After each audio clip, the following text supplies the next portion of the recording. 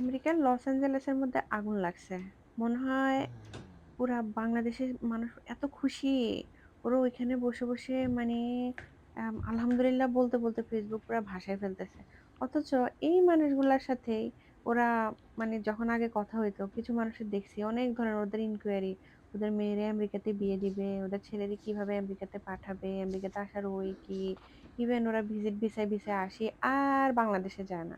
সবচেয়ে মজার বিষয় হচ্ছে কিছু ওরা আমেরিকার মধ্যে বসে, বসে আমেরিকা খারাপ। ওরা হ্যাপি আমেরিকার মধ্যে আগুন লাগছে।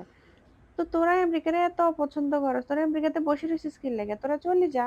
তো ওরা ঠিক আছে, ওরা অনেক কিছু করতেছে, অনেক খারাপ কিছু করতেছে।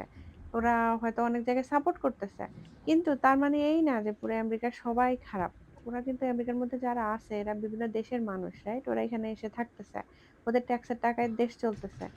ওরা কিন্তু সবাই কিন্তু সাপোর্ট করে না। ওরা অনেক ধরনের প্রটেস্ট করতেছে। সরকারের বিরুদ্ধে প্রটেস্ট করতেছে এগুলা করার জন্য। এখন কথা হচ্ছে আমেরিকার মধ্যে আগুন লাগছে এটা হচ্ছে আল্লাহর গজব। কিন্তু বাংলাদেশের মধ্যে যখন আগুন লাগে ওই মানুষগুলাই আবার বলে এটা হচ্ছে আল্লাহর পরীক্ষা।